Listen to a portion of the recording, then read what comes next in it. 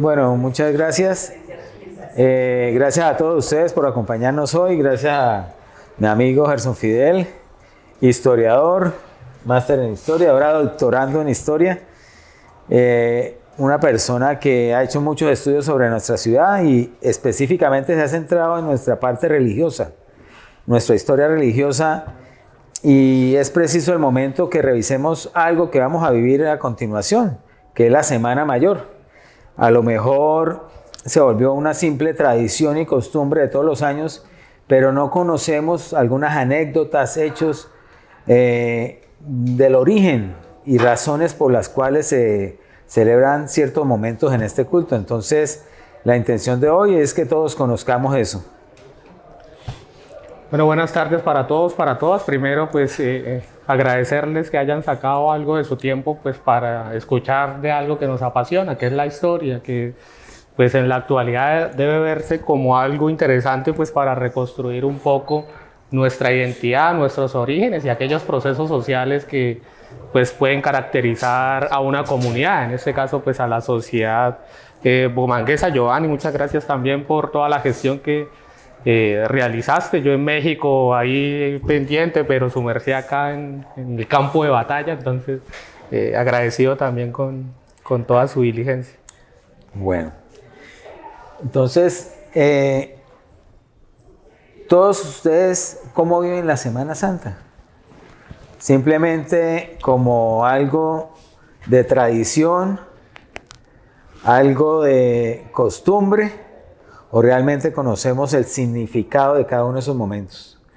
Entonces, Gerson tiene su presentación de la historia y si quieres comencemos. Sí, listo. Bueno, voy a tratar de ser muy sintético, pues la idea es realizar un conversatorio ameno y donde se puedan realizar una serie de preguntas y así vamos descubriendo no solo elementos de la historia de la Semana Santa, de la historia religiosa, sino elementos también de nuestra sociedad bumanguesa. Hace unos años estaban conmemorando los 400 años de poblamiento y una de las conclusiones precisamente fue que tenemos toda una historia por construir en nuestra ciudad y acá entramos en uno de esos elementos.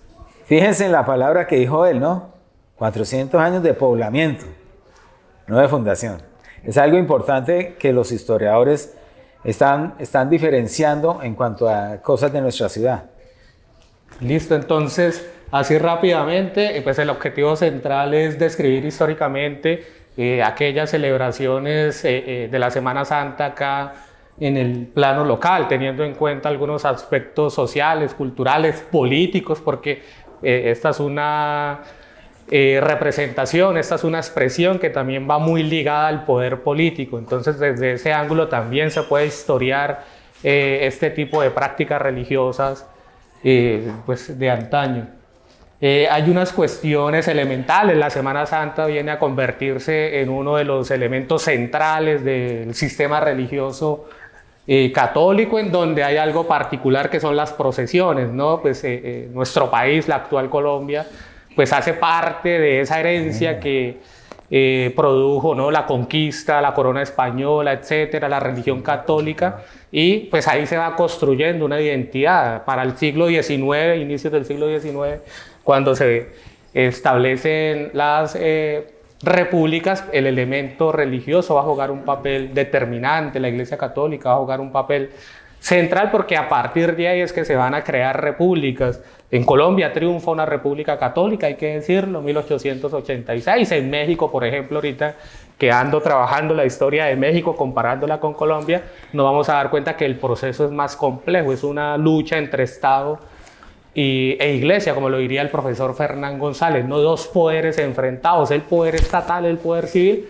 con un poder religioso que está muy compenetrado con las raíces que caracterizan no solo Colombia, sino América Latina. Hay un antropólogo que me encanta, Manuel Marsal, tiene un libro que se llama Tierra Encantada, y una de las premisas de Tierra Encantada es: en América Latina hay una cantidad de dioses, infinidad de dioses, indígenas, católicos, etcétera, y si no hay dioses, nos los inventamos. Entonces ahí uno entiende de pronto esa tierra encantada, como la llamaba Manuel Marsal, y cómo desarrolla toda una antropología religiosa. Bueno, y ahorita lo que está sucediendo en la actualidad con el tema de la Semana Santa, ¿no? Que muy seguramente han escuchado en algunas noticias que en algunos casos ya han sido declaradas como patrimonios inmateriales. Eso también explica muchas situaciones en torno a lo que representa la Semana Santa, ahora no en términos políticos, sociales, culturales, sino en términos económicos. En Colombia hay una Semana Santa representativa, Giovanni, Popayán, por ejemplo. En Popayán la ciudad se prepara exclusivamente para la Semana Santa. Y ahí se rompe, por ejemplo, el campo religioso. Ahí todos los sistemas religiosos se unen porque esto genera turismo, economía, reconocimiento, etc. Entonces ahí es donde uno empieza a entender este tipo de prácticas desde otras visiones, más allá solamente de lo puramente religioso. Pero así como lo que dices tú de Popayán, nosotros cercano, aparte de nuestra ciudad de Bucaramanga, vemos que hay unas celebraciones también muy importantes, simbólicas, como la de Pamplona y la de Piedecuesta, ¿no? Son muy características de nuestra región. Claro, y eso tiene una explicación, y es que Bucaramanga pertenecía a la diócesis de Nueva Pamplona. La diócesis de Nueva Pamplona es una diócesis que se crea en el siglo XIX para reajustar ese catolicismo que está en crisis. ¿Y por qué está en crisis el catolicismo? Porque triunfan las independencias. Y con las independencias pues viene esta idea de lo liberal, de lo secular, donde lo religioso es visto como algo que hay que superar. Entonces la Iglesia Católica, por supuesto, no se va a quedar quieta, y acá Roma, porque eso se conoce como el proceso de romanización, empiezan a establecer diferentes diócesis. Para el oriente colombiano se crea la diócesis de Nueva Pamplona en 1836 y se hace un reajuste de esta diócesis hacia 1872. Entonces, a la diócesis de Nueva Pamplona pertenecía Bucaramanga, Floridablanca, Girón, Piedecuesta, Lebrija, etcétera, etcétera, etcétera. Hasta Cúcuta llegaba la diócesis de Nueva Pamplona.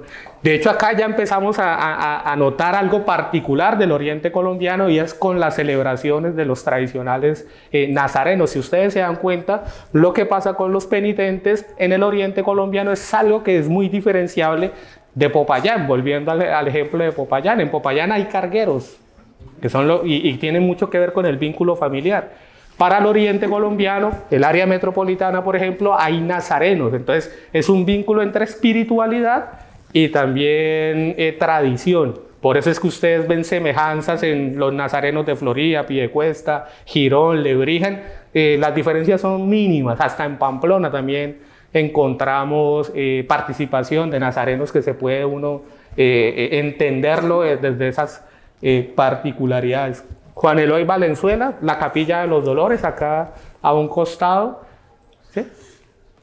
Sí, quería comentar que, bueno, yo soy de García Rovira, y García Rovira no tiene, por lo menos en mi niñez, yo nunca vi lo de los nazarenos, no sé si ahora lo tenga, pero cuando yo lo vi acá en Floridablanca me sorprendió un poco su vestimenta, lo vi en televisión con lo de Popayán, pero García Rovira también tiene cargueros. Y es que cuando se habla de Santander, casi nunca se menciona Bueno. Rovira, aún quedando Pamplona tan cerca de Cerrito, Concepción, Málaga. Hay una teoría que yo tengo, y precisamente ahorita acabo de enviar un artículo donde problematizo este renacimiento de las hermandades de Jesús Nazareno, porque la devoción es colonial. Entonces yo parto de la pregunta, ¿cómo es que una devoción colonial allá lejísimos se reajusta y gana importancia en ciertos territorios, digamos, de la diócesis de Nueva Pamplona? Entonces acá vienen unos casos particulares, no toda la diócesis, pero sí hay unos casos centrales que irradian porque hay un vínculo directo con el obispo, y esto tiene que ver más con la cuestión poblacional. Dependiendo del municipio, de la ciudad, del pueblo donde haya más habitantes, es donde van a triunfar, digamos, este tipo de representaciones, porque hace parte de una cuestión bastante particular, que es la sociabilidad. Si uno revisa el sentido de las procesiones, es teatral. Teatral en el buen sentido de la palabra, ¿no? Teatral en el sentido de que se repite prácticamente lo mismo siempre, o sea, casi nunca se rompe la organización. Entonces a eso le decimos teatralidad, pero esa teatralidad incluye a los creyentes, pero también a los que no son creyentes, porque hace parte de actividades que involucran un conjunto social. Y eso es otra de las explicaciones del por qué existen en la actualidad y han logrado la categoría de patrimonio inmaterial. Pero esa teatralidad no deja de tener un sacrificio, ¿no? No, por eso, o sea... Porque de pronto no como la gente se lo imagina, pero los cargueros es toda como una penitencia. Sí, porque acá es donde está el vínculo, que era lo que explicaba anteriormente, que es el caso particular del área metropolitana. Entonces hay un vínculo espiritual, pero también hay otro vínculo que tiene que ver con las raíces.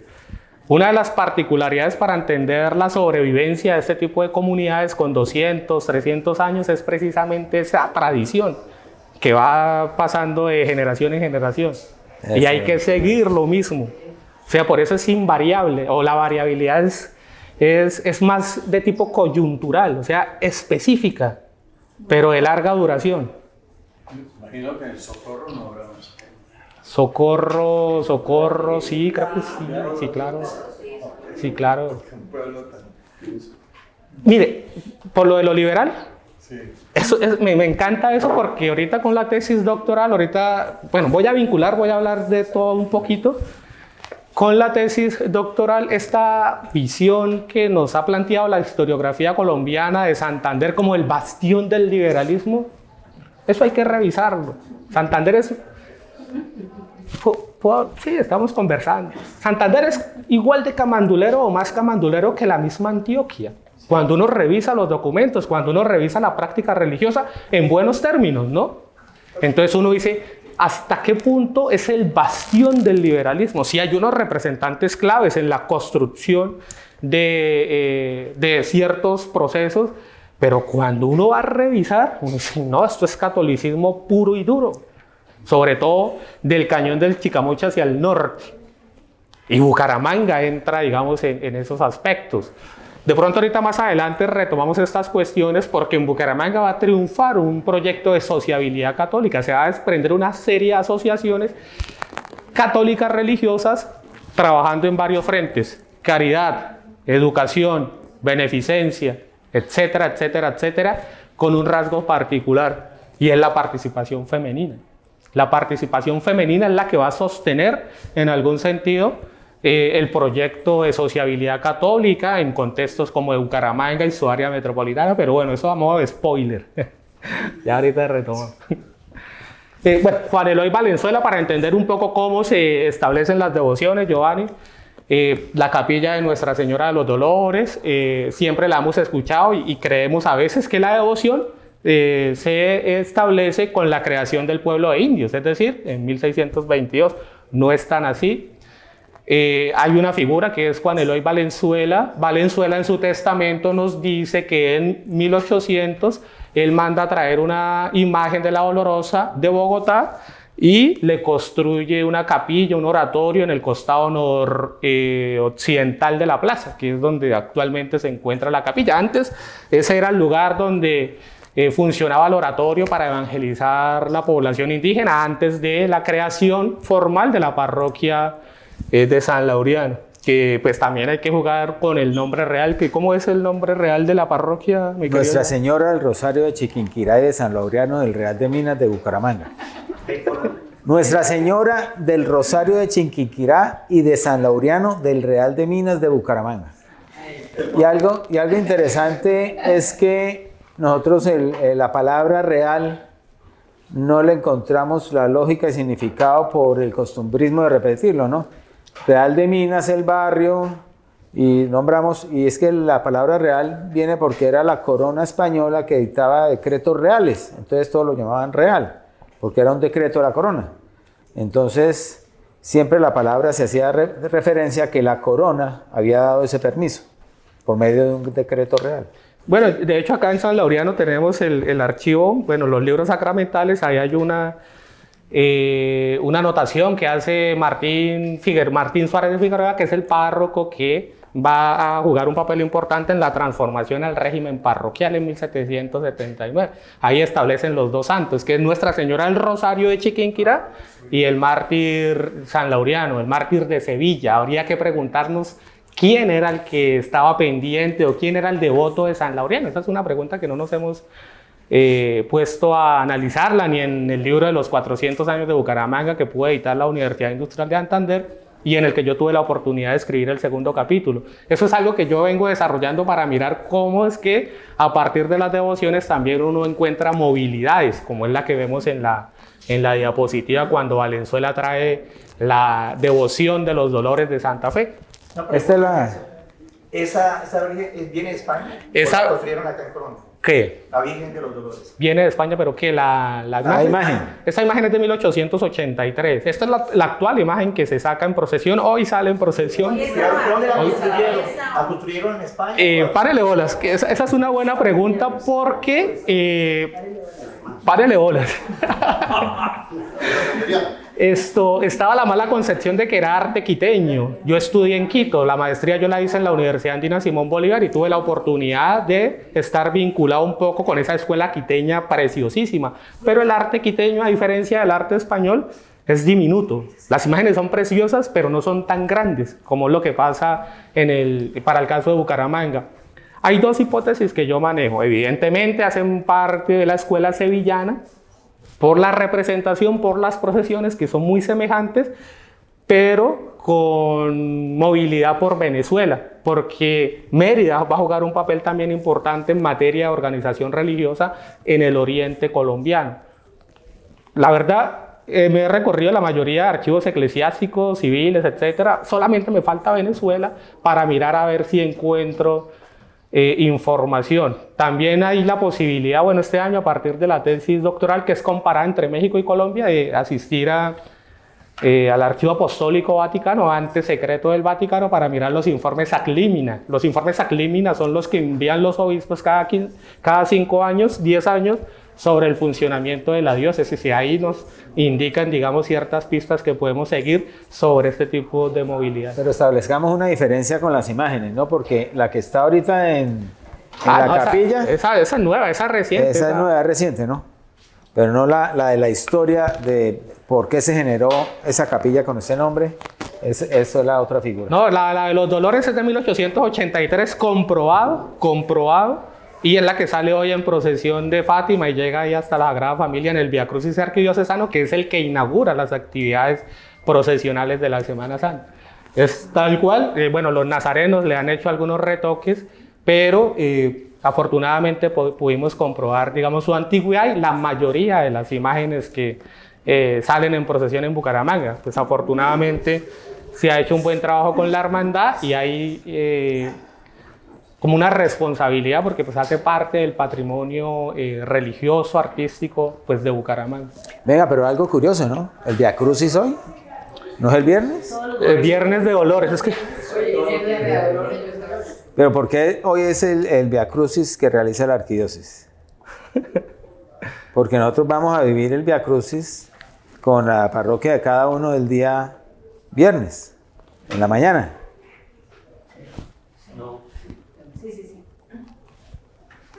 En la Semana Santa. ¿Pero cuál viernes? ¿El del viernes de la Pasión? El viernes de la Pasión. Entonces, la pregunta es, lo que se celebra hoy, ¿qué hace la arquidiócesis? ¿Es con qué objetivo? ¿Un objetivo muy particular de la arquidiócesis? No. ¿Nacional? ¿O cuál es el...? No, del sistema religioso católico. O sea, el viernes de Dolores se conoce como el antesala a todo esto que va... Que todo... Exacto. Entonces... ¿Cómo? ¿Hoy? Sí, claro, porque es como el inicio formal de todas las actividades que van a caracterizar la Semana Santa. Eso no lo hacen solamente acá en Bucaramanga, sino en la mayoría de espacios donde es fuerte la Semana Santa. Señor. Es que desde hace 50, 60 años cuentan los ancianos abuelos que esta semana se llamaba Semana de Pasión. Y entre ellas estaba como sector el viernes, hoy, el viernes de dolor. Sí. Y ahí es donde se suscribe hacia la apertura y acogida a la Semana Mayor. Sí, muchas gracias porque me permite, digamos, clarificar esa cuestión de lo pasional. Pues obviamente, como lo dije al principio, es en el cronograma de la Iglesia Católica juega un papel determinante. Ahorita retomamos lo de pasión porque me interesa para cuando explique las hermandades de Jesús Nazareno, que son conocidas como hermandades de pasión. ¿Y por qué son conocidas como hermandades de pasión? Porque salen principalmente en el tiempo de pasión.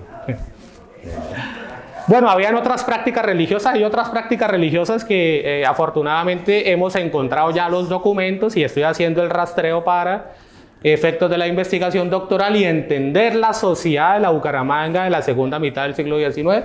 Y tenemos la fiesta del voto solemne que se le hace a Nuestra Señora del Rosario de Chiquinquirá en 1850, cuando se desata la epidemia del cólera morbus acá en Bucaramanga. Y acá sí quisiera hacer una claridad, porque se ha dicho en algunas ocasiones que para antes de 1840 había llegado el cólera. Y el cólera llega a la Nueva Granada en 1848. Entonces, ya comprobado. De hecho, cuando se desata la epidemia acá en Bucaramanga, se le hace el recorrido a la Virgen, y eso tiene dos explicaciones. Primero, porque pues, los servicios hospitalarios de salud eran precarios. Entonces, cuando lo material no soluciona las necesidades del ser humano, ¿a quién hay que buscar? A Dios. A lo divino. Entonces, como no tenemos, entonces toca decirle a la Virgen. Y esta Virgen del Rosario ya había sido utilizada en Santa Fe en la epidemia de viruela a finales del siglo XVIII. Entonces era una Virgen que se sacaba por dos motivos. Primero, por las catástrofes epidémicas, y segundo, en tiempos de guerra. Y el Nazareno también va a jugar un papel importante en tiempos de guerra. Allá detrás de la casa de Nariño está el templo de San Agustín, y Antonio Nariño en 1813 en una batalla lo va a nombrar el generalísimo de las tropas. Entonces cuando vayan a Bogotá, échense la paseadita ahí por San Agustín, es un templo bellísimo, se enteran de dos cuestiones principales.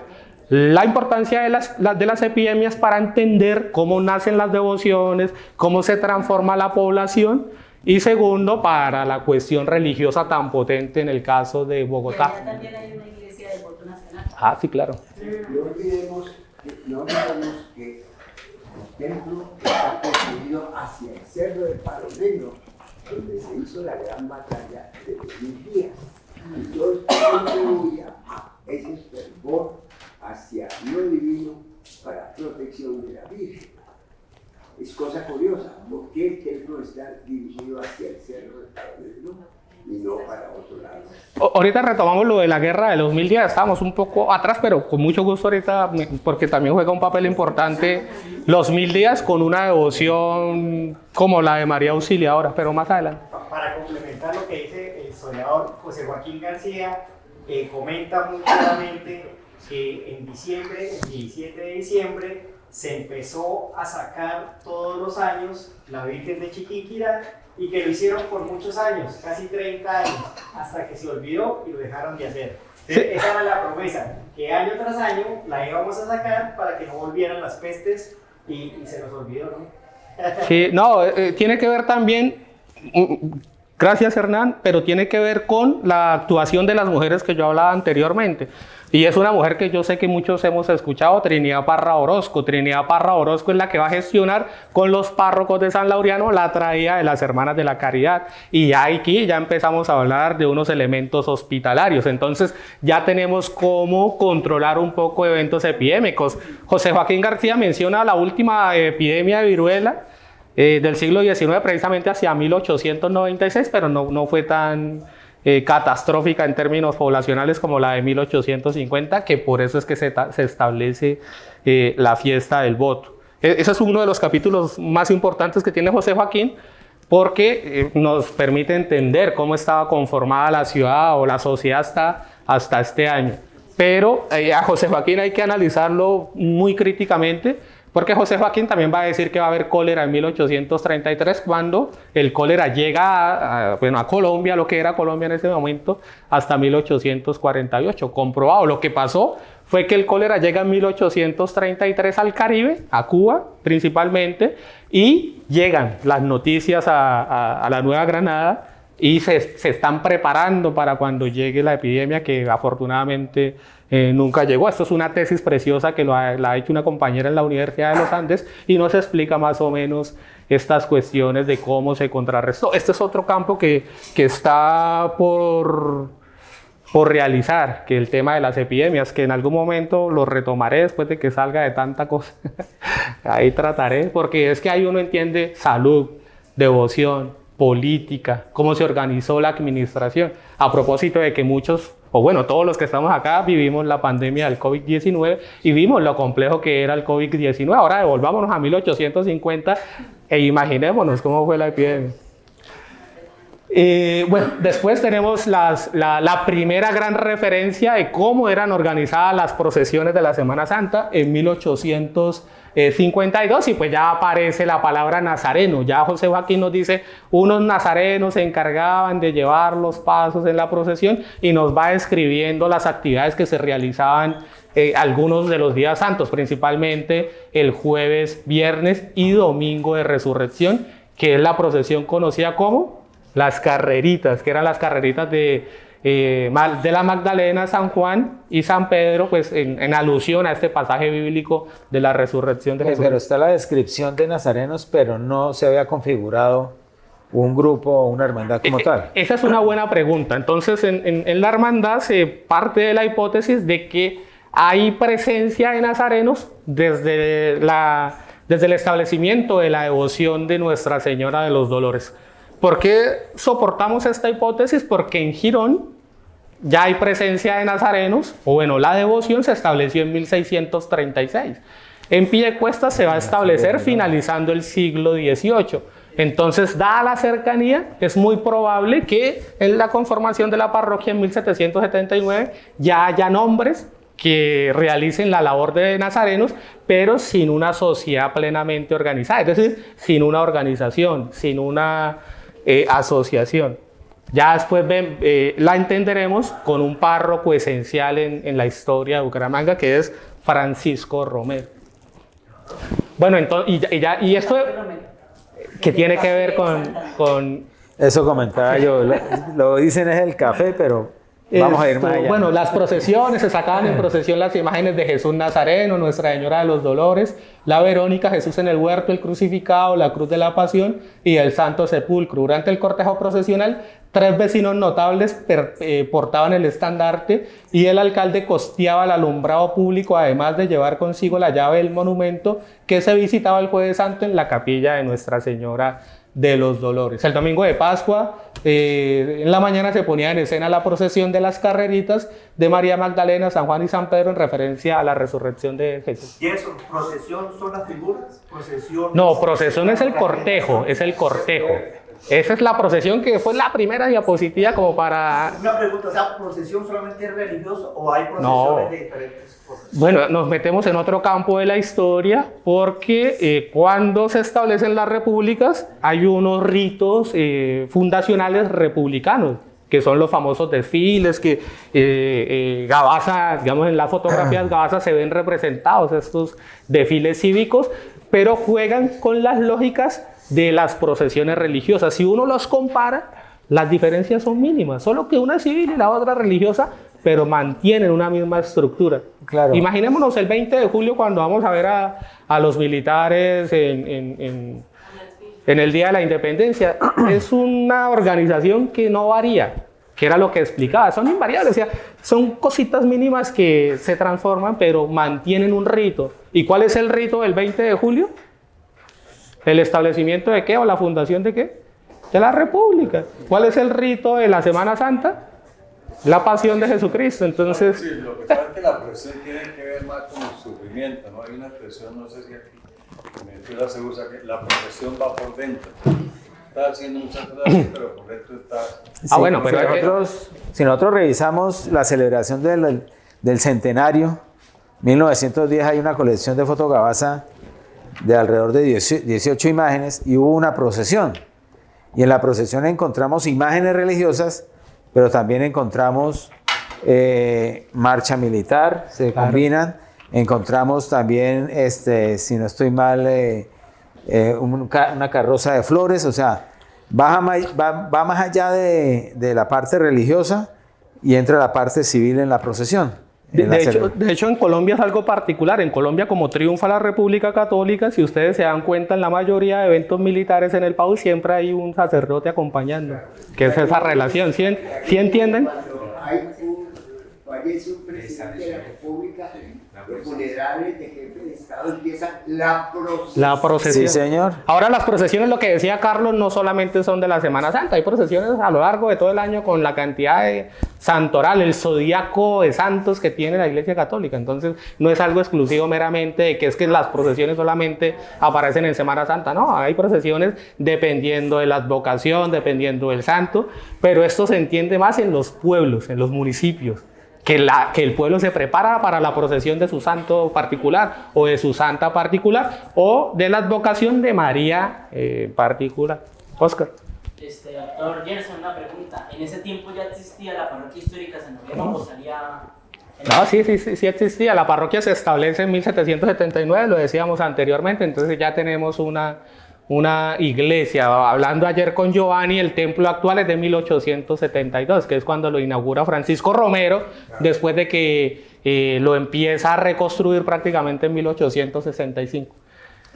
José Joaquín es el que nos indica en un principio, digamos, cómo podemos rastrear de la procedencia de las imágenes religiosas, y está la descripción de 1883. Entonces, acá llega la imagen de Jesús Nazareno, la actual, la que maneja el santo patrón de la hermandad de Jesús Nazareno, donada por los señores Antonio Uribe, Anselmo Peralta y José Martínez, que pues pertenecían a la asociación. Y en 1883, como se le estaban haciendo unas reformas al templo parroquial, producto de unos temblores, etc., el párroco en ese momento, Jesús María Teortúa, gestionó para proveerse 18 estatuas extranjeras. Esa es la descripción que nos da José Joaquín García. Ahora yo tengo una ventaja, y es que José Joaquín García tenía un periódico que se llama La República. Entonces es algo que yo estoy analizando ahí con lupa para empezar a mirar, digamos, la movilidad de imágenes, porque en la movilidad de imágenes también vemos élite, vemos economía, vemos política, etcétera, etcétera, etcétera. Entonces ahí todo va conjunto. Podemos sacar mucha información de una referencia como la que nos da José Joaquín para este año. Gerson, ¿cómo fue el recorrido para traer las imágenes acá a Bucaramanga?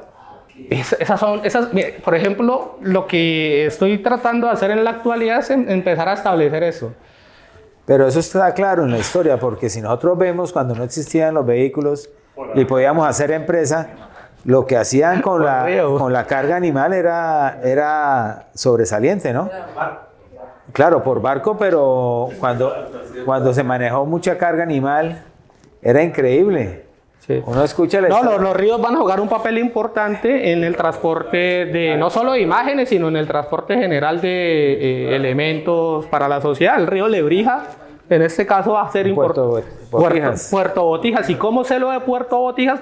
Por lo que estábamos hablando hace poco de la Guerra de los 1000 días. Y es que cuando pasa la Guerra de los 1000 días, hay una señora en Bucaramanga de élite con dinero, se llama Sofía Camacho, y el hermano es herido en la guerra. Entonces Sofía Camacho le escribe a los salesianos de Turín: hágame el favor, esta mujer tan interesante que se me apareció a mí en los archivos, le escribe a los salesianos de Turín, envía la carta a Italia para establecer en Bucaramanga la devoción de María Auxiliadora. ¿Y para qué la estableció? Para que curara al hermano.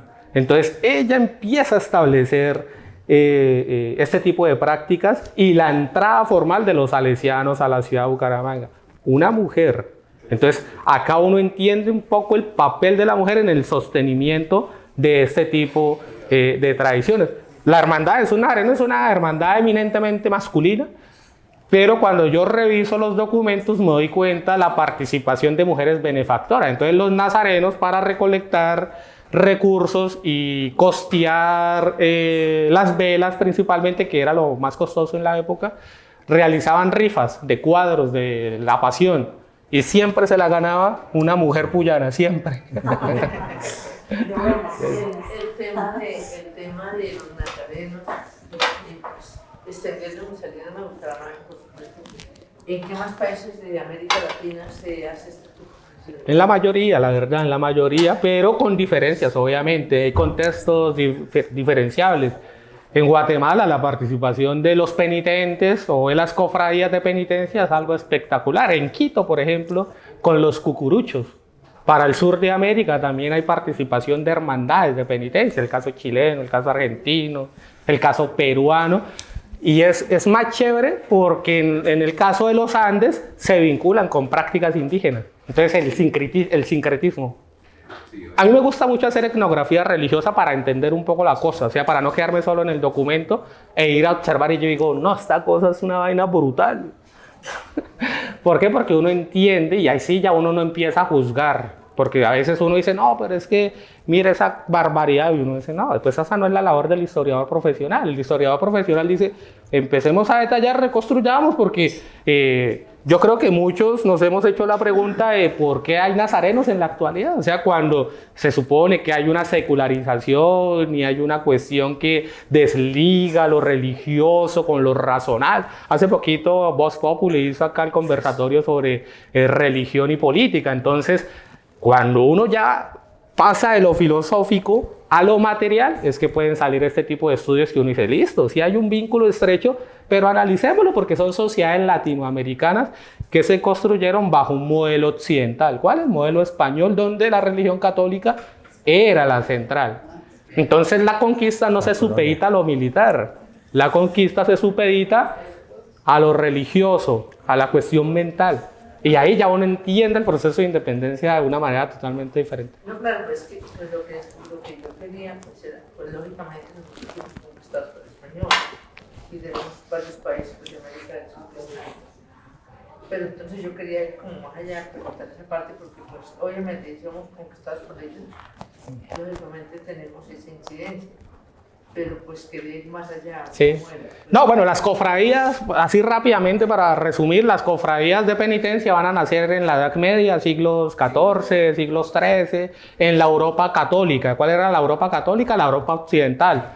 La corona española principalmente y pues los reinos de Francia, Italia. Entonces de ahí se va a desprender. Ya cuando comienza el vínculo con el Nuevo Mundo, pues estas prácticas se van a reproducir para el nuevo continente, que es el continente americano, de norte a sur, ¿no? Porque en Estados Unidos también he encontrado algunas referencias de prácticas, más allá de que allá triunfó fue la Iglesia de Inglaterra, otro modelo, el modelo protestante, que va en contravía con el modelo católico de México para abajo. Entonces, digamos, hay participación de cofradías desde la Edad Media y más o menos mantienen unas lógicas interesantes a la hora de analizarlas para contextos latinoamericanos.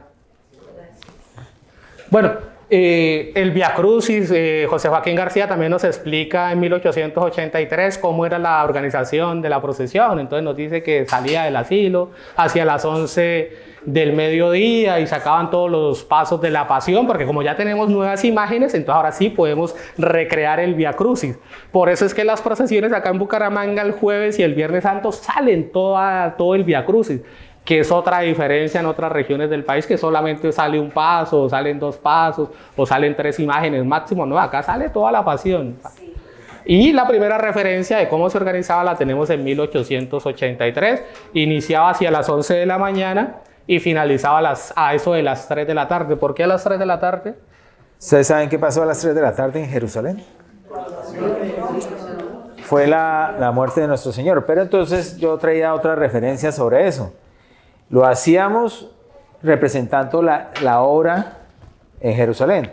Pero si analizamos, nosotros actualmente estamos haciendo el Vía Crucis ¿a qué horas? En las mañanas. Y si termina el Vía Crucis a las 8 y tenemos una diferencia horaria con Jerusalén de 7 horas, a las 8 de la mañana son las 3 de la tarde de Jerusalén. Entonces fíjense que ambas horas tienen su sentido. Empezaban a las 11 para terminar hacia las 3 horas en que falleció Jesús, pero actualmente cuando lo hacemos en la mañana se empieza a las 6, 7 de la mañana con la intención de terminar a las 8, que a las 8 de la mañana ya son las 3 de la tarde en Jerusalén. Pero mire que démonos de cuenta de que a las 9 de la mañana fue que crucificaron a Jesús. sea, fue donde a él lo clavaron. Sí, pero es cuando fallece, a las 3. Sí, es que una cosa, Oscar. También podemos ver que a las 9 de la mañana fue que... Oscar, es que una cosa es el proceso de padecimiento y otra cosa ya Pero eso es una parte del padecimiento.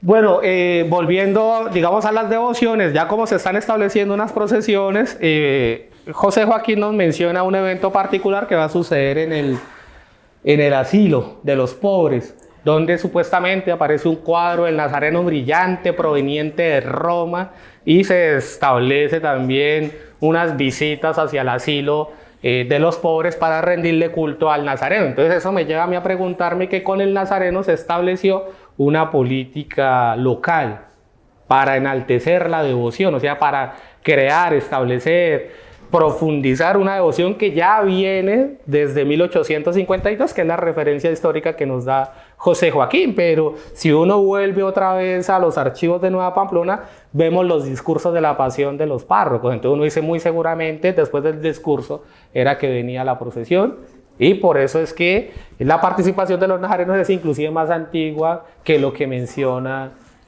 José Joaquín. ¿El asilo después dónde quedaba exactamente?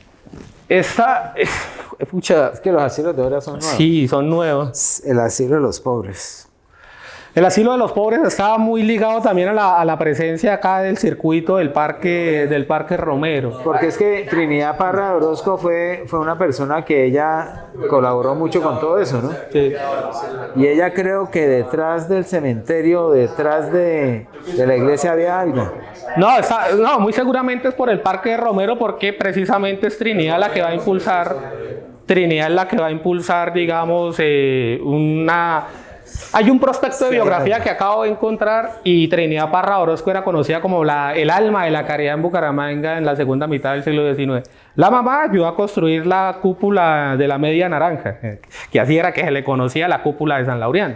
La Media Naranja, la mamá fue la que pagó.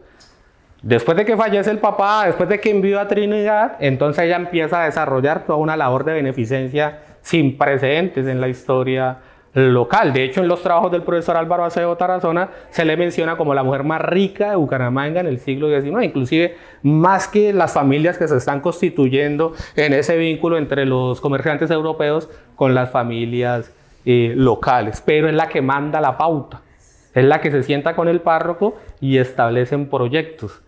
En un momento interesante de la historia, porque es un momento en donde lo patriarcal domina, ¿no? Y más la Iglesia Católica, que hay que decirlo abiertamente, pues es una institución evidentemente patriarcal, pero donde las mujeres juegan un rol determinante, y eso es lo que me interesa a mí reconstruir en la tesis doctoral.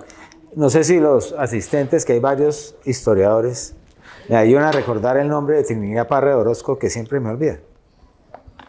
Porque él fue el que hizo las primeras tierras, ¿no? Él ya heredó muchas tierras. El nombre del papá. El nombre del papá. Crisóstomo Parra.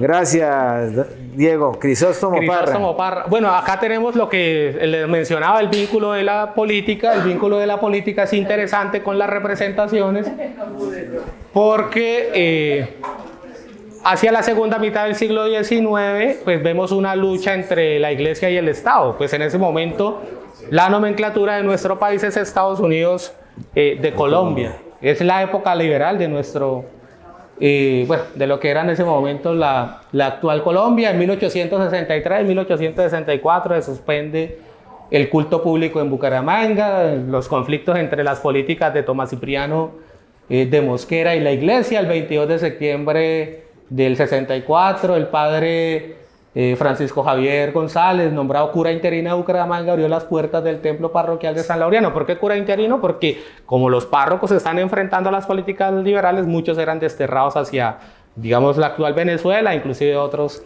hacia la costa. Tenemos en 1872 lo que les mencionaba, la inauguración del templo parroquial de San Laureano, es decir, el templo que tenemos ahorita, su inauguración formal es en 1872. Obviamente se han realizado algunas transformaciones, pero hay un decreto del obispo de Pamplona en 1865 en donde manda que en aquellas poblaciones donde está creciendo los habitantes se construya un templo digno. Francisco Romero, como es un sacerdote, era estaba involucrado con la tesorería de la diócesis de Nueva Pamplona, pues llega a Bucaramanga nombrado por Toscano y empieza este proyecto formal. Prácticamente lo construye desde cero, o sea, tumba el que en ese momento estaba y empieza su labor que finaliza en el 72. En el 77 nuevamente se suspende el culto público en Bucaramanga por cuestiones de la guerra civil, por temas de la educación, y se restablece hasta el año siguiente y el tema de los Pico de Oro, que lo conversábamos también con Giovanni, este conflicto entre artesanos y comerciantes, más allá de lo que ya sabemos por el profesor Pardo, va a determinar una cuestión interesante en Bucaramanga, y es que va a generar una eclosión asociativa en términos católicos. ¿Y por qué los Pico de Oro son interesantes? Porque pues, vemos que en el templo se desarrollaron pues, una serie de eventos en los que, bueno, no me voy a detener porque daría parte de otro tema. Entonces yo entiendo a Bucaramanga en ese momento como una ciudad en disputa, donde mientras pues, se estaban desarrollando estos enfrentamientos, pues se siguió manteniendo, digamos, como esa influencia en la sociedad. En el 83, Bucaramanga se convirtió en la sexta ciudad más importante en habitantes urbanos del país, con un total de 11.000. O sea, vemos que es una ciudad que, si bien está en disputa, está creciendo, se está transformando. Y esto es interesante analizarlo cuando uno trabaja estudios del hecho religioso. Tenemos otra serie de contexto, el proceso de la regeneración, que es donde van a triunfar los conservadores. El concordato, la Santa Sede establece unos acuerdos con el gobierno colombiano. El proceso de romanización, Roma no se está quedando quieta, Roma también está desarrollando toda una política a nivel internacional. Y el tema del asociativismo católico, como está creciendo la ciudad, pues hay una necesidad de asociarse, hay una necesidad de vincularse con otros seres, ¿no? Pues a eso este obispo, Ignacio Antonio Parra, va a jugar un papel determinante a la hora de establecer una sociabilidad en Nueva Pamplona. Entonces crece la ciudad, se transforma el templo parroquial y juega, bueno, el papel de Francisco Romero, una de las fotos preciosas que tenemos gracias a Gabaza, de cómo era la parroquia en ese momento, la estructura de la iglesia. Entonces San Laureano va a fungir como el centro de operaciones del asociativismo, es decir, se acaba la misa y como se están creando asociaciones, pues es el lugar idóneo pues, para desarrollar este tipo de conversación.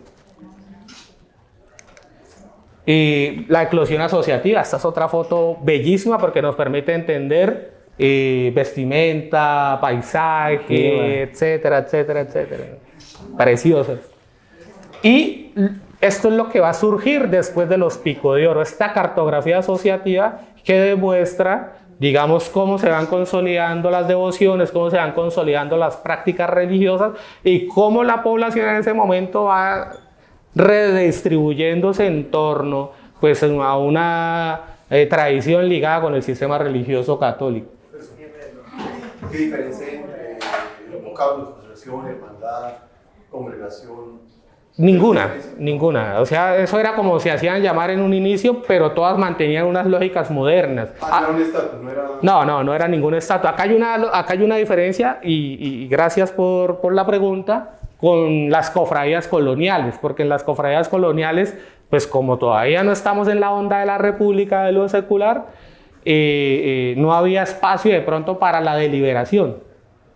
Cuando yo digo asociativismo moderno es porque estas asociaciones cuentan con presidente, cuentan con presidenta, cuentan con tesorero, cuentan con tesorera, vicepresidente, etcétera, etcétera, etcétera. Se realizan reuniones y eso hace entender esas prácticas republicanas. A eso se le conoce como modernidad católica. Es decir, la Iglesia Católica en un momento se enfrenta al liberalismo con Pío IX, pero después adopta esos mismos mecanismos. Entonces dice, se están creando asociaciones liberales.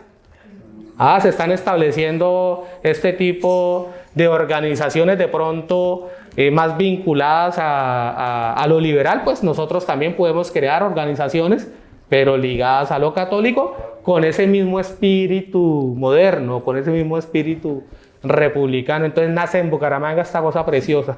¿Esas existen todavía y fueron quedar todas aquí en San Lorenzo? No, la única que existe es la Hermandad de Jesús Nazareno, que eso también hay que decirlo abiertamente, es la única institución civil, es la institución civil más antigua que tiene la ciudad.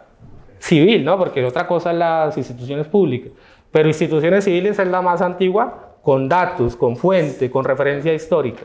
Por eso es una asociación patrimonial. Sí. Civil laical, o sea, civil que no Pero pertenece a los religiosos. Sí. La personería jurídica viene después. La personería jurídica en este sentido la otorga el obispo de Pamplona gracias al concordato. Si bien hay una organización que va a establecer, y después eso más adelante lo digo, Francisco Romero, necesita unos estatutos y estos los otorga el obispo porque hay unos acuerdos entre el gobierno colombiano y la Santa Sede. O sea, hoy en día pueden existir otras organizaciones, pero no hacen parte de esta historia. Profesor, es que tengo una duda, no sé en qué momento del siglo XIX colocarlo, o si existió o no existió, pero se suscitó en ese tiempo un problema con el cura párroco y los señores dueños de negocios respecto a los días de Semana Santa, y se suscitó a raíz de una frase que el párroco suele decir la gente, y la frase es la siguiente: primero los pasos y luego los pesos. Eso sucedió, fue verdad, lo tienen aquí. ¿Qué podríamos decir? Podríamos decir que precisamente ahí es donde establecemos el valor tradicional. Primero los pasos, ¿qué quiere decir? Primero lo que convoca, ya después lo otro lo miramos. ¿Y por qué lo miramos? Porque es una semana al año. O sea, primero lo importante, que es lo que atrae al pueblo. Y la Iglesia Católica juega con los feligreses, con su población. Y tiene que ver también con el vínculo del párroco con su población. ¿Quién es el que en ese momento conocía bien a su sociedad? El párroco. No es que el párroco, a partir del sacramento de la confesión, se entera de todo. Sabía todo. Por eso es que de hecho en la actualidad sigue funcionando. Hay pueblos donde la figura manda más el párroco que el alcalde. Hay que pedirle permiso al párroco que al alcalde. Es decir, toca pedirle permiso al cura. Imagínese. Eso yo lo hablo así, pero eso nos ayuda a entender un poco los procesos históricos. Sí. Es como el sistema valioso. Eso, bueno, entonces Sagrado Corazón de Jesús, San José, Nuestra Señora de las Mercedes, San Luis Gonzaga, que era de niños, ¿no? Esa fue establecida por los jesuitas de niños.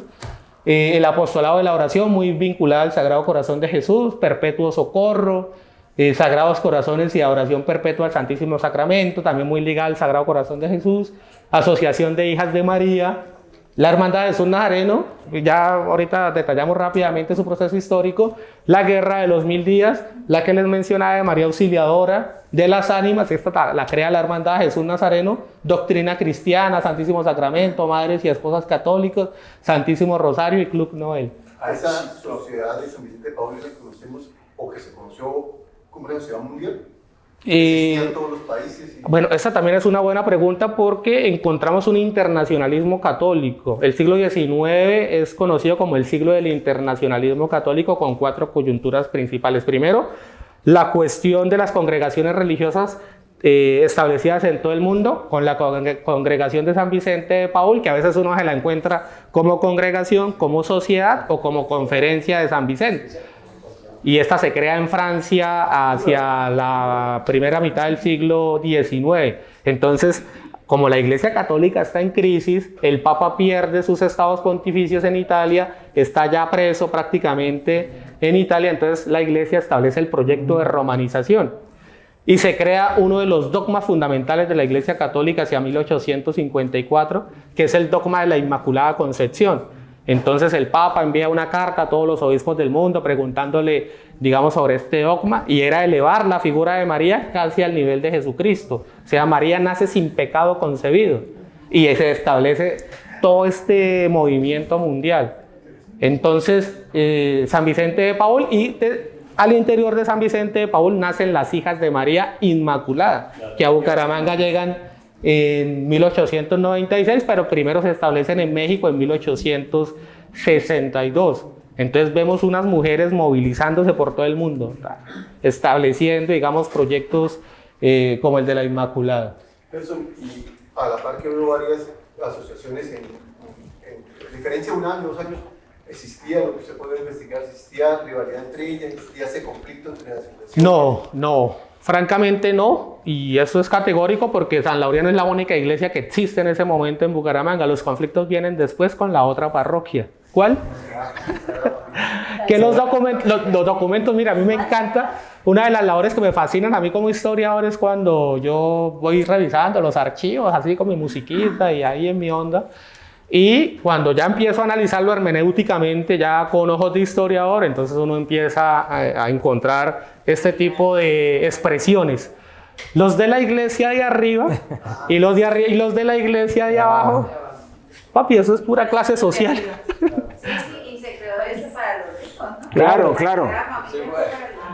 Entonces ahí uno dice, no, qué belleza. La Sagrada Familia tiene una particularidad, ¿no? Porque durante su construcción, antes de que se nombrara catedral, iba a ser un templo adicional para la ciudad, ¿no? Esto sí, de hecho, es que la historia es interesante porque en Roma se organiza el primer concilio de obispos latinoamericanos.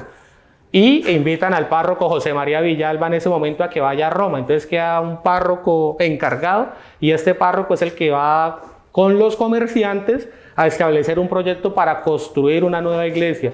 Pero también la explicación tiene que ver con lo demográfico, porque la gente de arriba, así lo dicen los documentos, no quería bajar. Ya entre líneas, pues viene el concepto de clase social. Obviamente no se querían mezclar. Vino lo del pico de oro. Eso generó una fractura interesante y eso es lo que va a incentivar que ellos se organicen y empiece y ellos empiecen a tener pues su propia iglesia. Solamente que la guerra de los 1000 días frena el proyecto. Y en algún sentido se vincula con la devoción de María Auxiliadora, porque inicialmente, bueno, los documentos son claros, hacia finales de 1896 es que empieza el proyecto. 1897 pues ya uno encuentra los documentos firmados como la Sagrada Familia, pero después de la guerra de los 1000 días se vincula con la devoción de María Auxiliadora.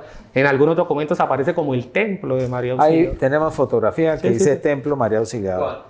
La Sagrada Familia era el templo de María Auxiliadora. Pero la parroquia sí fue erigida con el nombre de... Una cosa es el templo, otra cosa la erección de la parroquia. Eso lo encontré en Pamplona y sí representa la Sagrada Familia, que es como la concreción del sistema religioso católico hacia la segunda mitad del siglo XIX. Ese es el proceso puro y duro de la romanización. ¿Por qué la Catedral de la Sagrada Familia es la Catedral de Bucaramanga y no San Laureano? Por proyectos políticos, económicos, relaciones con los sacerdotes, etcétera, etcétera. No, mentiras, esto... los de arriba y los de abajo. Cuando se establece el proyecto, pues sí se genera una fractura, una diferenciación social bastante evidente, y esto va a generar que, digamos, la gente pudiente, pues, establezca ya unos proyectos directos con la catedral, con la que hoy es catedral, o con la parroquia de la Sagrada Familia. Y San Laureano empieza a quedar relegada. Casi hasta los 80, ¿no? No, de hecho hasta la actualidad. Sí, hay que decirlo. Se ha recuperado porque, y esto hace parte de unos proyectos en los que yo estoy involucrado, de rescatar por lo menos su dignidad histórica. Yo tengo dos expresiones bastante fuertes, y es que la historia de Bucaramanga no se puede entender sin la historia de San Laureano. Y la historia de San Laureano no se puede entender sin la historia de la Hermandad de Jesús Nazareno.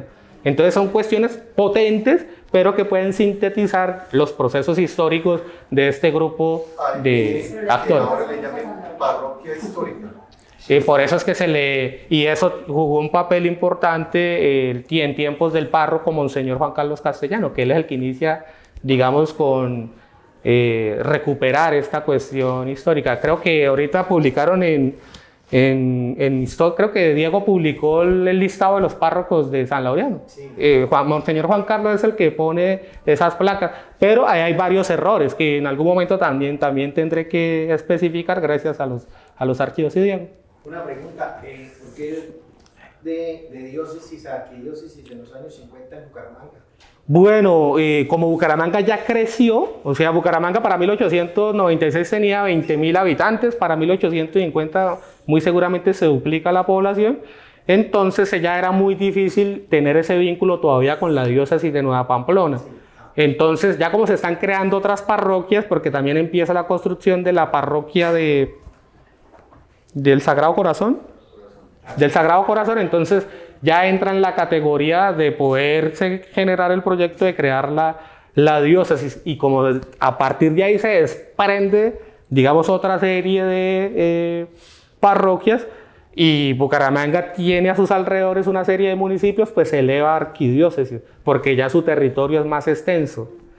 Ahora, esto también es algo que yo me estoy preguntando, ¿por qué se demoró tanto en establecerse la diócesis de Bucaramanga cuando en la documentación de archivo ya hacia 1920 ya es muy mínima la relación entre la correspondencia de los párrocos de San Laureano con el obispo de Nueva Pamplona?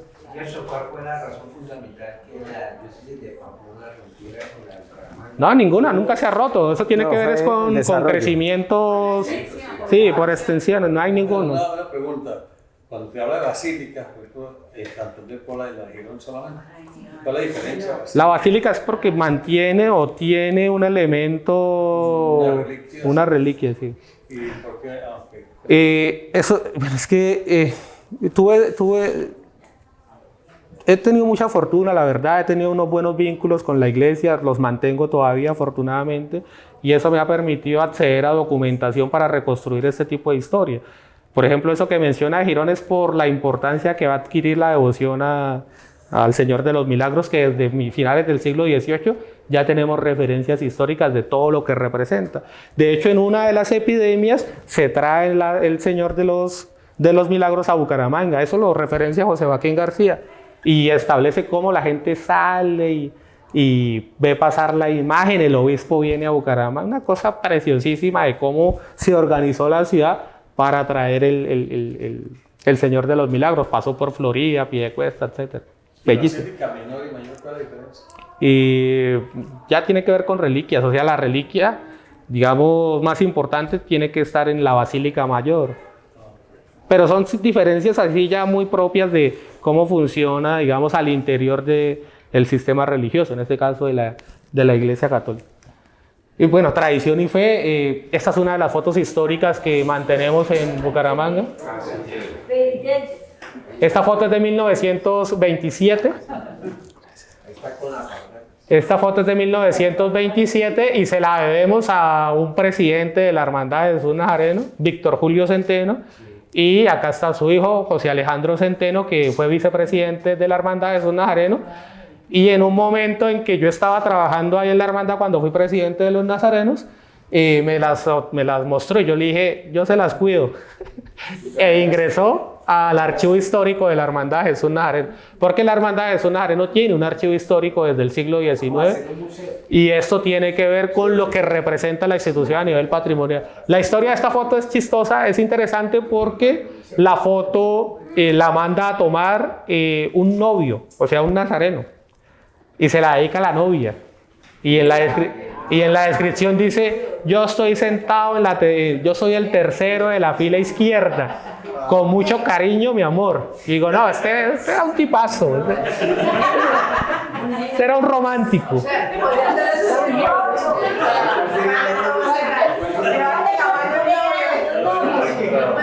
mira que usted recuerda, esta foto me acuerda, pues yo ya soy un poquito grande, y esta foto me acuerda cuando uno estaba en la ceremonia y veía a los nazarenos y salen.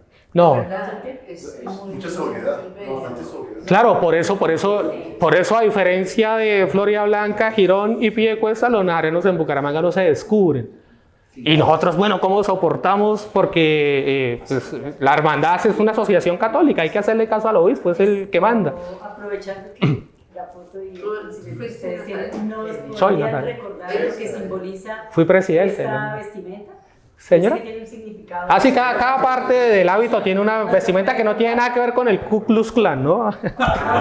Sí, porque sí, hay que... ¿Puede recordar qué significa? Sí, ya ahorita llegó a la foto de un nazareno, un niño, que publicó el diario Vanguardia Liberal y ahí explicamos un poco lo de los hábitos. Entonces, 1927, el párroco es Lorenzo Rivera. No era para mantener que la gente no supiera que era nazareno. Ese es un motivo, pero principalmente es esta soledad con Dios, ¿no? El nazareno penitente, ¿no?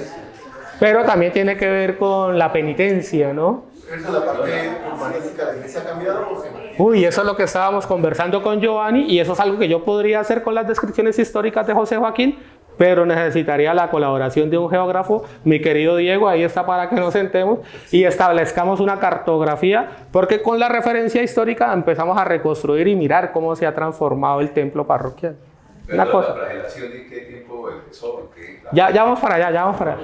Bueno, entonces una de las fotos históricas y otra, la misma, el mismo día, pero en diferente... Sí. Monseñor Aníbal Muñoz Duque, ya cuando había diócesis, el primer obispo de Bucaramanga. La 36. No, esa no es la 36. Es la 35, es el Bucarica. La 35. ¿Y por qué es en la 35? ¿No es el Hotel Bucarica? Es el Hotel Bucarica. Sí, claro, La 36 no estaba todavía. Se estaba empezando a construir, por eso sube por... No era personal, no sé. No, lo que pasa es que ¿por qué? Porque se está construyendo la calle 36, entonces... Es la calle real, ¿no? Entonces toca subir por la calle 36, pero lo chévere es eso, el Hotel Bucarica, la gente de dinero, porque pues, ¿quiénes hospedaban en el Hotel Bucarica? Gente con poder económico, y atrás se ve el estandarte de la Hermandad de Jesús Nazareno encabezando la procesión, detrás del obispo. Pero en este momento ya no se puede eso, ya en este momento ya no se puede pensar que, o sea, en este momento en todos los lugares hay acceso a la población. Bueno, otra, los nazarenos llevando en hombros a Monseñor José Jesús Trillos, que fue uno de los párrocos de la Sagrada Familia más importantes. Entonces volvemos otra vez al vínculo de unos penitentes nazarenos, laicos, involucrados en eventos trascendentales de la vida religiosa de Bucaramanga, llevando en hombros a José. ¿Tiene que ver con la panadería Trillos o no? Sí, Raíces. con la familia Trillos, ¿no? De atrás, sí. Uy, Es que antiguamente en todas las familias había un sacerdote. Era costumbre. uy, ahí sí me corto. Todas las familias porque había un sacerdote. tiene que ser la iglesia, saliendo de la iglesia. Es saliendo de la iglesia. Eso implicaba ser socialmente. ¿Socialmente qué, pero? O sea, estar con una familia, un sacerdote o una hermana. No, es que Dentro de cada familia le daban cierto grado de sociedad. no, sí, daba. Entonces hay tres profesiones que las familias, hay tres profesiones. El militar, el abogado y el sacerdote, porque era tener los tres elementos centrales de la sociedad. El militar por el honor, ¿no? Esta idea del honor militar no es de hace 10 años con el expresidente, eso viene desde... Ni el poder económico. El sacerdote porque es el ministro, ¿no? Y el abogado porque es el doctor en leyes, el que sabe, ¿no? Tenía los cargos más importantes. Ah, bueno, más fotos históricas de lo que ha representado las procesiones. Esas ya son fotos de la segunda mitad del siglo XX que demuestra ese vínculo entre religiosidad popular y localidad, es decir, población. Plata Ruedas, que gracias a él también tenemos unas buenas fotografías que nos indican que cómo eran celebradas las Semana Santa. Me gusta el acordeón por el vínculo que hay de Bucaramanga con la costa, ¿no? O bueno, con el departamento del Cesar. A mí me encanta el vallenato, tengo que confesarlo. No, pero esto es para explicar. Esto es para explicar lo que representa Bucaramanga también en términos musicales. No, estás bajando por acá. No, señor, ese es mirando hacia el sur. Eso es mirando así, sí. Bueno, la Capilla de los Dolores, el Nazareno. Más fotografías de cómo estaba organizado en ese momento el parque. La antigua alcaldía, el antiguo edificio. La catedral con esa es la banda departamental lista para tocar. Bueno, nazarenos. Esta también es una de las fotos bonitas que se tiene en los nazarenos. Bueno, con este nos quedamos acá para explicar rápidamente el tema de los hábitos. Abajo estamos cruzando, ¿no importa? No importa. No, pero era para que no se cruzaran los dos eventos. Bueno, este niño no tiene que ser de alguna hermandad del área metropolitana. Estoy mirando quién es para establecer si era de Girón, Florida, Piedecuesta o si era de acá, de Bucaramanga. Pero tiene, ¿cuántos años que tiene? 10 años, pero hay un elemento interesante que lo identifica como nazareno consagrado y es el Cristo de pecho. Entonces, el cordón representa la misión del nazareno en relación a, o con relación mejor a San Francisco, ¿no? La misión que tiene el nazareno en la sociedad. El rosario por la devoción mariana, Nuestra Señora de los Dolores, Eloy Valenzuela, etcétera. Bueno, y los dos colores que se manejan en Bucaramanga es el blanco y el negro, negro como color de penitencia, como lo color litúrgico de penitencia, que la Iglesia Católica no lo ha eliminado, lo cambió por el morado. Por eso en tiempos de Cuaresma el sacerdote se viste de morado, pero el negro todavía no ha sido desinstitucionalizado. Se visten de negro en los días de penitencia, lunes, martes, miércoles santo y viernes santo, y blanco en los días de celebración, jueves santo por la cuestión del sacramento de la Eucaristía, y el domingo y el sábado y el domingo de Ramos, sábado vigilia pascual, domingo de resurrección. Entonces, claro que el color blanco fue introducido ya después de la segunda mitad del siglo XX. Antes se vestían casi toda la semana de negro, y en la procesión de las carreritas no se ponían el hábito. Hasta el 80 que vemos las fotos de Plata Rueda, antes salían de civil, cargando. Iba a decir algo, y un poco ebrio. Y el cucurucho se llama cucurucho capirote, y es donde el nazareno cubre su rostro con los dos significados. La vergüenza, porque pues esto hace parte también de cómo se fue transformando, digamos, de una cuestión meramente coyuntural, es decir, de la semana, a algo espiritual. Y era que los penitentes, ¿quiénes eran los penitentes? Los que por lo general cometían errores a lo largo del año, que se emborrachaban, Claro, y lo que dice la palabra de Dios de que ¿Sí? no debe el hombre mostrarse, hacer las cosas para mostrarse al mundo.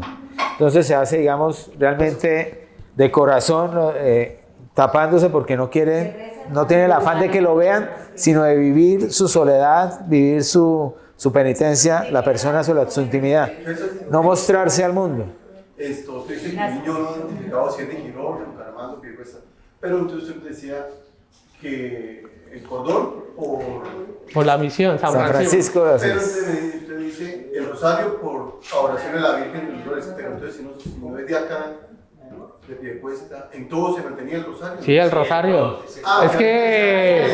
Es que la devoción mariana es una de las cuestiones elementales de... No importa donde sea. Claro, porque es la madre de Jesús. Y el dogma de la Inmaculada la eleva a un ser superior. Fue concebida sin pecado. Entonces, en la explicación, o sea, después de Jesús, el ser perfecto es María. Entonces hay que adorar a la Santísima Virgen, por eso el rosario, las cuentas del rosario. Y como es una hermandad de penitencia de pasión, pues la dolorosa, ¿no? Por eso cuando se vean las imágenes o las representaciones de la dolorosa, uno siempre se las encuentra con el corazón, las dagas del corazón. Bueno, así rápidamente el proceso. Las primeras hermandades en San Laureano, 1835, 1852 las crónicas. El padre Francisco los organiza por el tema del café, y esto es una hipótesis de que como él utilizaba el sacramento de la confesión para impulsar la economía, cuando llegó a Bucaramanga y se dio cuenta que eran unos nazarenos, pues los organizó y continuó desarrollando ahí su actividad. Y los primeros estatutos, estos son estatutos de 1891, la unificación en 1898, porque había otro grupo que se encargaba de la Semana Santa, sobre todo de la procesión del viernes, que eran los caballeros del Santo Sepulcro. Entonces, a petición de un párroco se organizan, se unen los dos y queda el grupo más fuerte, que es la Hermandad de Jesús Nazareno. Y lo que mencionaba ahorita de la personería jurídica, que ya es otorgada por el gobierno del departamento de Santander en 1960. ¿Y el modelo viene de la parte de Sevilla, España? Sí, ese es un modelo totalmente sevillano por las imágenes, por eso lo de la movilidad de las imágenes. Bueno, la actual hermandad, los diarios de vanguardia liberal, más allá de que es un diario liberal, siempre sacaba espacio en la Semana Santa para explicar, digamos, lo que ha representado los penitentes. Y tenemos esta referencia de 1976. La tarde de ayer miércoles se tornaba fresca y plácida los amagos de lluvia fueron derrumbándose y la carrera 11 entre calles 33 a 37 volvió a convertirse en el calvario para los congregados. ¿Quiénes eran los congregados? Los nazarenos. Algo que me encanta es el análisis del discurso, lo poético de los artículos de prensa en su momento, ¿no? Lástima que, bueno,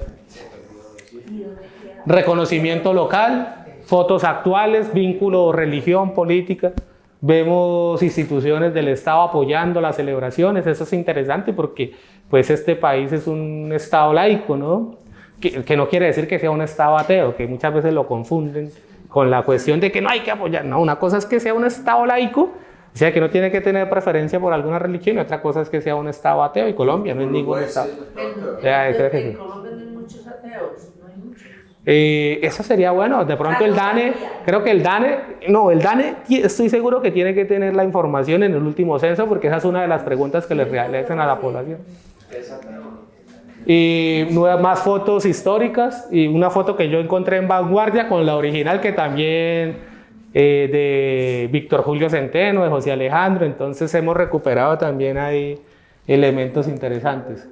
Plata Rueda, miren, ya los dos hábitos en acción, lo que representaba también en términos de sociabilidad, lo que decía, o sea, un Viernes Santo ¿uno qué hace?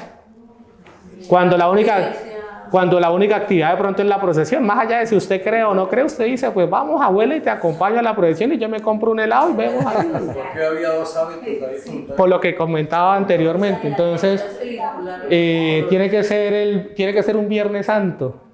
Tiene que ser un Viernes Santo, y porque también se está introduciendo el hábito.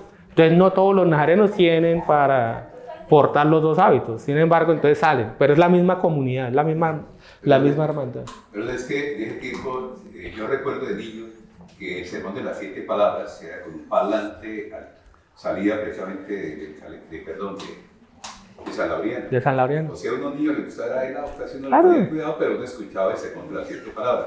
Una parte el gobernador, otro el alcalde. O sea, Eso Eso estoy hablando por ahí de 1967. creo que el último alcalde que yo vi en procesión fue al del alcalde, el que se tomó la alcaldía, ¿cómo se llama? Iván. El último alcalde, perdón. Iván Moreno Rojas. El último alcalde que salió, no, algo que le pregunté. El último alcalde que salió en procesión fue Iván Moreno Rojas. ¿Quién fue el que quemó la alcaldía? Yo no he dicho nada. No, al que se le quemó la alcaldía. Se le quemó la alcaldía, güey. Es que no escucha, al que se le quemó la alcaldía. No, pero eso en ese tiempo yo estaba en una institución donde se identificó previamente que estaban todos los bomberos en el tercer piso y estalló. O sea, no estaban en el tercer piso. El tercer piso estalló, precisamente trabajaba en bomberos en ese momento. No, hay unos artículos de Vanguardia bellísimos. Completamente estalló, y casi dos de ellos mueren precisamente por eso, porque no estaban incendiados, sino estalló. Mire, más fotos. Que quería. Mire, hasta en caricaturas salían los nazarenos. Una cosa que sí me gustaba a mí escuchar, y en verdad. Lo político, si ven el vínculo con la política, con estos capuchines no se van a dar cuenta que somos del M19. No, pero es que eso hace parte de la tradición, del reconocimiento. Claro, eso te pero sí pero el que acababa de decir que lo bonito era leer esa descripción teórica y además romántica. Y romántica. Muy descriptiva, muy poética, pero uno escuchar los sermones de los obispos de un tiempo atrás, pues siguen siendo algunos muy buenos, pero definitivamente uno los escucha y más allá del discurso católico, el laboratorio que deja uno es precioso. Las imágenes, las históricas, afortunadamente la hermandad se encarga de custodiarlas, entonces todas esas imágenes son históricas de 1883. Más artículos de Vanguardia Liberal. No, son las. Ahorita salen en prensa, son las que salen. Por favor, la imagen.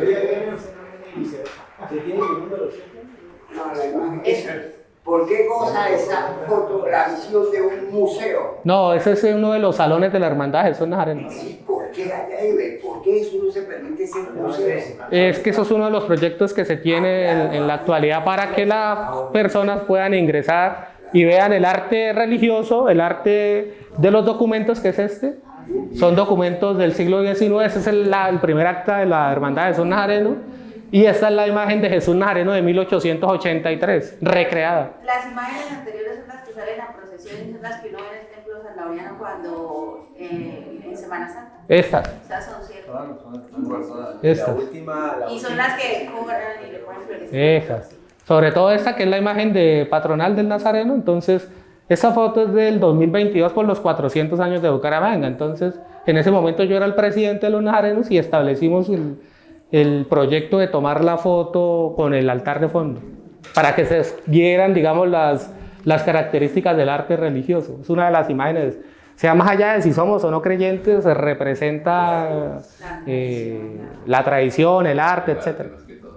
Documentos. Y bueno, la Hermandad de los Nazarenos fue reconocida con la Orden al Mérito Humano y Social por parte del Consejo de Bucaramanga, y pues en la actualidad se sigue pues en la tarea de que sea una institución reconocida oficialmente, porque pues como les decía, es la institución más antigua que tiene esta ciudad con comprobación. Ahora que usted habla de mérito social, la hermandad cumple otra función fuera de lo que hacen. De las celebraciones. De las celebraciones, o sea, por ejemplo, hace campañas para los asilos, hace campañas para... ¿Sí cumple otra función o solamente...? No, sí, hay una labor social, pero con una cuestión bastante interesante, y es apoyarse primero entre hermanos. Es decir, más allá de generar una acción social externa, pues se parte de la idea de que si hay un hermano de pronto que está en una situación de calamidad, pues hay que apoyarlo primero a él. ¿Por qué? Porque se maneja una lógica colonial. Hermanos en vida y hermanos en muerte. Por eso es que este tipo de comunidades tienen sus propios panteones, tienen sus propias estructuras. Por eso se llama hermandad. Nos acogemos entre nosotros y miramos cómo establecemos proyectos, digamos, de impacto, pero en ciertas coyunturas, pues la hermandad jugaba un papel importante. Por ejemplo, en el COVID-19 fue la que entró a apoyar a la parroquia de San Laureano en todo su momento difícil, digamos, al inicio de la pandemia, que fue entre los meses de abril y mayo principalmente. Bueno, yo creo que hemos escuchado bastante y hay que reconocer algo a los hermanos nazarenos. Independiente de todas las celebraciones que hacen todas nuestras parroquias, en nuestros barrios, y que ojalá todos vivamos esa experiencia, no deja de ser para la ciudad muy importante y trascendental asistir a lo de los nazarenos. Reúne no solamente a la gente, al pueblo católico, sino a todas las religiones, sí, por su solemnidad, por su grandeza, por su majestuosidad. Y miremos la historia, que es desde el inicio de las celebraciones de la Semana Santa en nuestra ciudad, que ellos vienen trabajando en esto, y hoy en día es, yo creo que la celebración más grande que reúne más pueblo en toda Bucaramanga. Inclusive esta noche es algo que yo he asistido con los grupos de Maús, y la gente no acude mucho esta noche porque sigue siendo un día laboral, porque sigue siendo un día entre semana y es difícil la festividad de la arquidiócesis hoy. Pero cuando llegamos nosotros a la celebración del jueves, viernes y domingo, todo lo que organizan los nazarenos mueve pueblo. De todas las religiones, me atrevo a decir. Claro, de hecho, ahorita que el instituto ha creado esta idea de la Bucara Santa, digamos, se soporta en la tradición de los nazarenos. Por eso es que en los videos siempre se ven los nazarenos, que son los que establecieron esa tradición decimonónica y que puede involucrar a otros sectores de la sociedad. Por eso este tipo de actividades que se están organizando, pero en últimas, sin participación, por ejemplo, de los hermanos, de los nazarenos, decaería gradualmente la expresión. Y eso yo una vez se lo explicaba a un párroco de San Laureano, porque decía, es que Gerson, usted pues me entiende en el sentido de que es más importante lo litúrgico que lo procesional. Y yo le decía, padre, tiene toda la razón, porque pues esa es la lógica de la religión católica, es más importante la celebración que la procesión. Sin embargo, recuerde que esta no es una expresión inventada, Esta es una expresión que ya recorrió un campo de acción bastante evidente y que se ha soportado con evidencia histórica. Entonces la población tiene una semana, digamos, para vivir su religiosidad propia, su religiosidad popular. A su merced lo ven todos los días del año, pero a los pasos los ven 2 días específicos, que es cuando sacan el tiempo para ir a las procesiones, que son jueves y viernes. Entonces yo le dije, padre, entiéndalo desde por ahí.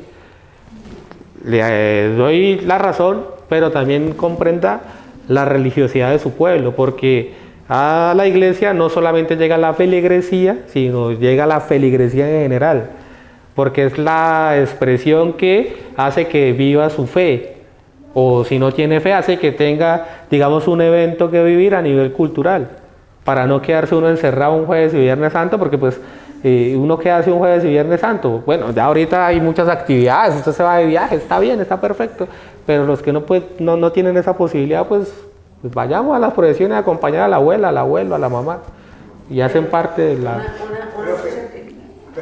Profe, ¿por qué Popayán no tiene los capirotes? Esa es una diferencia sustancial con lo que pasa en el área metropolitana de Bucaramanga, y lo explicaba anteriormente con lo particular de las hermandades de Jesús Nazareno, o sea, ese vínculo entre fe y tradición. En Popayán se les conoce como cargueros, pero no tienen, digamos, esta representación religiosa que puede caracterizar a las hermandades de Jesús Nazareno. Entonces a Popayán llegan los cargueros exclusivamente en Semana Santa con su yugo, porque es de ellos, y eso se hereda, ¿no? O sea, yo no puedo llegar a Popayán a decir, venga, puedo cargar un... No, eso es toda una organización bastante interesante, pero que ya va más vinculada a las familias tradicionales de la región. Pues Popayán, ¿no? La ciudad blanca, como se le conoce, donde se han establecido gran parte de la élite de nuestro país, que pues nos ha dado cantidad de presidentes de esta región. Una pregunta. ¿Esa sociedad de Nazareno, digamos, sigue renovándose? ¿La juventud ya no se mete en eso? No. Los 2 niños que me estaban preguntando ahí son nazarenos. Por eso de pronto la confianza con ellos de, ya Osquita, entonces... No, y es algo que los invito a que vean esta Semana Santa, que se acerquen aquí al Parque García Rovira a ver esa procesión, y uno ve todas las edades, y uno ve ya los más adultos que no van con su traje, sino van vestidos de una forma como de más autoridad, ¿no? No, lo que pasa es que como se mantiene... bueno, sí, digamos los que llevan el traje... Y van dirigiendo son directores de paso o hermanos... Vienen así, ¿no? Es que yo llego nuevo y pongo... No, es un proceso, sí, es un proceso, es una carrera. Entonces salen con trajes los directivos y los capitanes de paso, los que van dirigiendo a los hermanos. Pero ahorita con los niños así rápidamente hay un vínculo interesante entre niños y adultos. Entonces estos niños después uno los ve hablando, molestando con nazarenos mayores, 60, 70 años. Entonces ahí uno entiende un poco las lógicas. Y también se rompe el estatus. Yo estoy haciendo un doctorado y toda la cosa, bien lindo, me dicen profesor, doctor. Yo llego a la hermandad y soy Gerson. A mí no me llega doctor ni nada. En las lógicas de nuestra comunidad cerró, por eso leí, ¿el presidente quién es? El presidente de los nazarenos, ¿quién es actualmente? Un periodista reconocido, Carlos Julio Castellanos, el director de Oro Noticias, el de las noticias del canal TRO de las 7. Entonces lo mismo, él llega a la hermandad como presidente, lo respetamos como presidente, pero llega un nazareno, no llega el periodista. Llega el hermano Carlos Julio, no llega don Carlos Julio, no, llega el hermano. Hola, hermano Carlos Julio. Cuando uno lo ve todas las noches en el noticiero. Pero ahí el tema debe ser, yo pienso que más que, pues sí, la hermandad por supuesto, pero es el respeto, porque creo que es como empezar a dar un crecimiento en sociedad, porque es que tienen un equipo de gente, no sé de cuántos nazarenos, digamos que más de 200, 50, más de 200. Digamos que sean 50, bueno, son 200 familias de repente, son 200 familias que les está enseñando cultura, que se les está enseñando comportamiento, que les está enseñando a crecer como sociedad, como personas, porque es que finalmente el título de una persona de repente lo da el título de formación, que es supremamente importante. Me parece que lo cobija uno. Pero el título de persona cobija a todo el mundo. Y eso es una bendición que se logra desde una familia para llegar a eso, como para una sociedad como usted lo hace. Y yo sí de verdad los quiero felicitar, porque es que este proceso es la manera de llevarlo a cualquier campo académico. En este caso un campo donde estamos, pues yo soy más bien de academia, nada que ver de historia porque no soy historiadora, pero sí invitada por gente que me quiere. Yo vengo acá. No, esta tesis, esta investigación fue reconocida. Bueno, casi no me gusta hablar de, digamos, a nivel personal, pero esto es producto de la investigación de mi licenciatura en la UIS y fue tesis laureada, fue un reconocimiento oficial que hizo la Universidad Industrial de Santander por rescatar un poco a nivel patrimonial, porque yo hice el ejercicio como tenía que ser. O sea, yo en la tesis no digo que los nazarenos son la última Coca-Cola del desierto, porque no lo son, o no lo somos, pero sí reconozco un proceso histórico interesante de historiar, que puede aportarnos a nivel cultural, político, económico, etc. No, y las fotografías que dan, el proceso, es que es muy complicado. O sea, la única manera de verlo es las épocas de Semana Santa. Y a través del tiempo, porque es que lo estamos viendo 200 años atrás.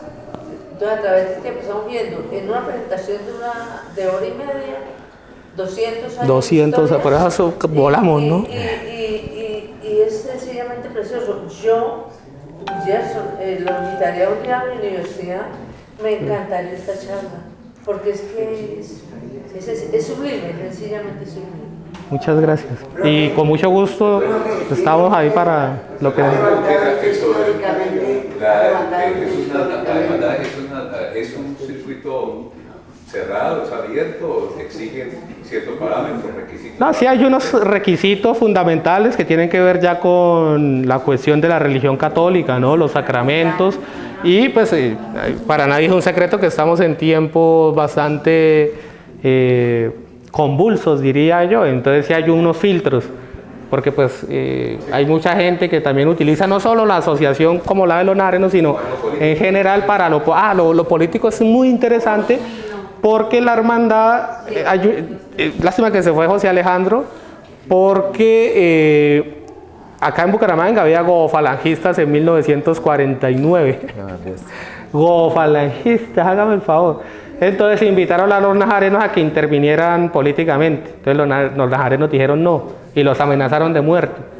Entonces a partir de ahí se estableció una reforma de estatutos donde la hermandad está por encima de toda ideología política. ¿Y por qué está por encima de toda ideología política? Porque ahorita en la procesión, por citar el ejemplo de la arquidiócesis, van de todas las facciones políticas. El que cree en la izquierda, el que cree en la derecha, el que cree en el centro, el que no cree. Así no se reconozcan. Ahora imagínense donde los nazarenos como institución establezcan, digamos, una posición concreta. No se puede. Yo pensaría es que si uno se pone a mirar, pues con todo respeto, yo soy católica también, pero entre las cosas complicadas del manejar es la religión ha afectado tanto en la fe, el dogmatismo, en que mucha gente ni lea, ni estudia, ni crea, simplemente le ponen la religión al frente y miren, crean simplemente eso y no se basa nada, y tanto hay que mirar sin necesidad de perder la virtud. Sí. Es un tema, y por supuesto la política no, es que no se puede separar además. Entonces, en la asamblea, digamos, cuando se reúnen los nazarenos, no se puede tocar tema político. ¿Alguien quiere tocar un tema político, hermano? Ahorita, cuando acabe la reunión, allá en la tienda, un cafecito, acá no. Y se respeta, o sea, si usted quiere creer en aquello, bien, si usted, hágale papi, usted es libre. No tratamos de involucrarlo institucionalmente porque pues entendemos la polarización que existe en la actualidad donde usted exprese su posición. Ahora, puede que un hermano, que yo vea que el hermano expresa su posición, digamos, en sus redes sociales, pero la expresa a nivel personal. Entonces no hay problema. Pero a nivel institucional está prohibido involucrar eso. Pero eso es un mal que se ve en la sociedad, que la política, la diferencia en la política genera divisiones. Y está pasando dentro de nuestra iglesia. Y uno no entiende por qué mezclamos lo espiritual con lo político. No se debería unir lo espiritual con lo político muchas veces eso también ayuda a retirar los feligreses, porque a veces ven el ejemplo de una persona que está en la parte religiosa y se mete a lo político y... Es que, bueno, el conversatorio... Es que, bueno, ya nos metemos en otros temas, pero... Bueno, no, hay que meternos ahí, pero en otro espacio. En este momento, usted nos está hablando de la Semana Santa, refiriendo más a la parroquia de San Laureano. ¿En qué momento? Porque si yo me acuerdo de niño que a uno le decía, vámonos a la Semana Santa de Piedecuesta, que es tan bonita.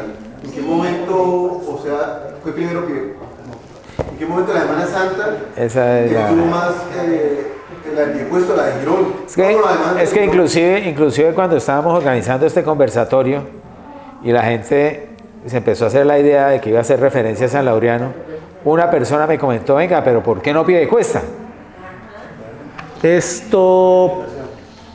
Bueno, eso hace parte también de lo que busca uno cuando organiza una actividad, o sea, los intereses.